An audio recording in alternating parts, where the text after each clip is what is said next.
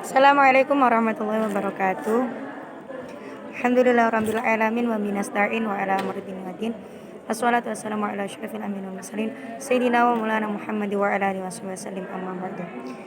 Yang terhormat Abi Hanif dan Umi Ida selaku pengasuh dan direktur pesantren Super M La Roiba Hanifida. Perkenalkan, nama saya Fatin Nabila dari kelas 10 MA Al-Quran La Roiba Hanifida. Dan yang terhormat orang tua yang saya cintai dan seluruh kelompok saya yang saya banggakan. Jadi di sini saya akan mempresentasikan bab 5 dari kitab Aqidatul Mustafid atau ilmu tajwid.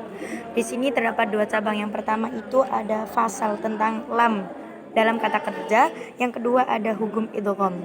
Yang pertama pasal lam dalam kata kerja itu ada apa aja? Yang pertama itu wajib dibaca idhar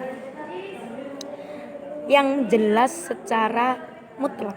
Jadi lam dalam kata kerja itu wajib dibaca izhar atau idhar yang jelas secara mutlak dalam fi'il madhi maupun fi'il amar.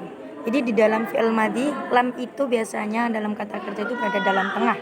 Contohnya ja'alna, qulna, ja'alna, qulna.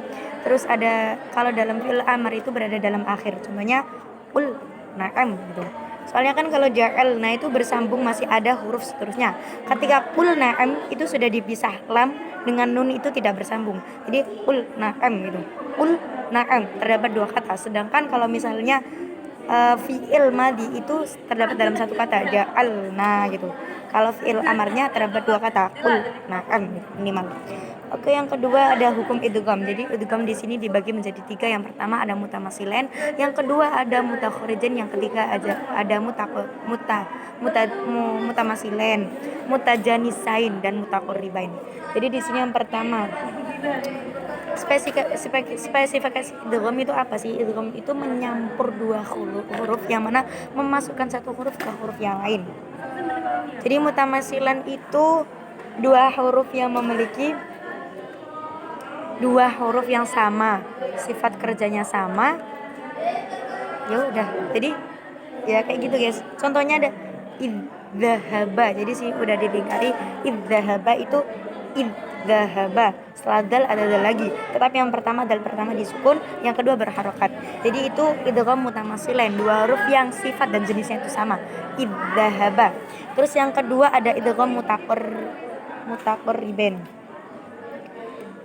Jadi di sini mutaqarriban itu dengan dekat makhraj dan sifatnya, dekat bukan sama tetapi lebih dekat makhraj dan sifatnya. Contohnya irkab ma'ana gitu.